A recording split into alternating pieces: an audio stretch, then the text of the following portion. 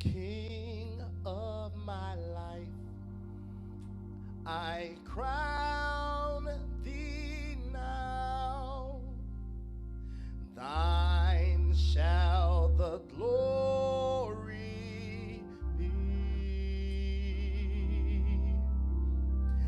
lest I forget thy thorn crown brow. Oh, lead me to Calvary.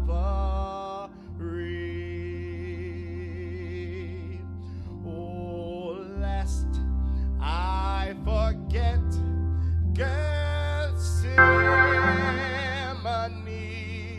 Oh, lest I forget thine agony.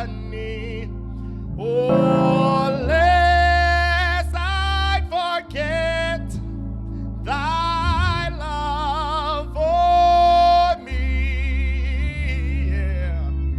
Lead me to Calvary. Oh, lead me to Calvary. Oh, lead me to Calvary.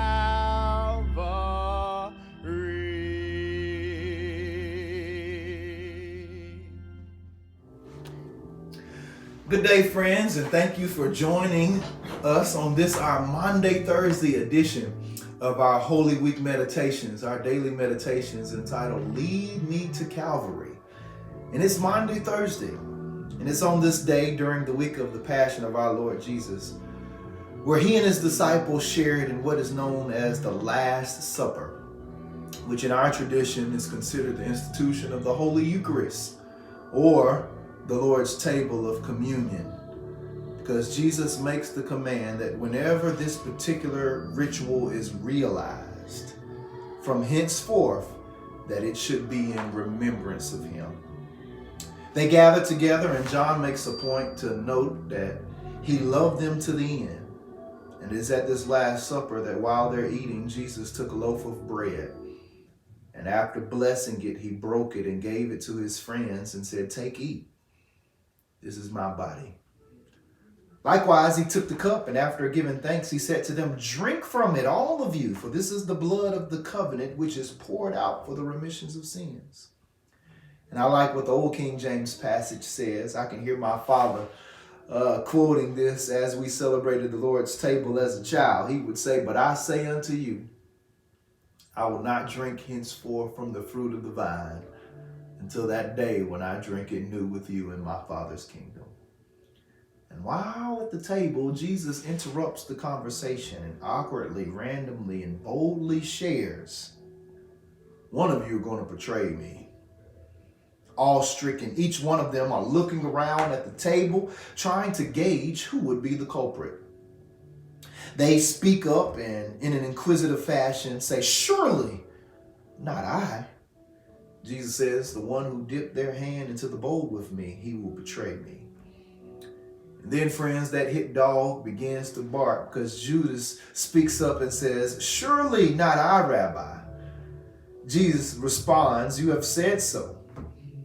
The Bible says in the Johannine account that it is at that moment where Satan entered into Judas Iscariot. Jesus looks at Judas and says, "Whatever you're going to do it quickly."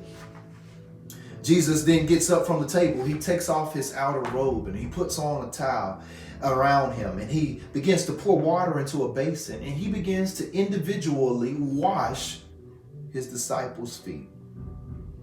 He was showing them, because there had been a discussion at the table concerning who would be the greatest. Jesus says essentially, if you really want to become great, become less.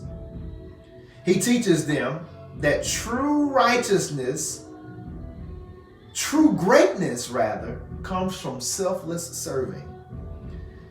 Jesus says, "I've got a new commandment for you." It's not a dietary requirement. It's not another ritualistic calisthenic. It has nothing to do with what you wear or how you treat your body. He says, little children, I'm only with you for a little while longer. So you will look at me as I said to the Jews, I say to you now, where I'm going, you cannot come. But a new commandment I give to you. That is that you should love one another just as I have loved you. And by this, everyone will know that you're my disciple. The question to ponder tonight in this fourth installment of our Holy Week meditation: can people tell that you are a follower of Jesus Christ? Now, we have some great graphic designers and t-shirt makers out there, but I'm not speaking of a message on a t-shirt or a face mask or any other type of clothing. But can people identify your relationship with Christ by your witness of Christ's love? I sure hope so. God bless you.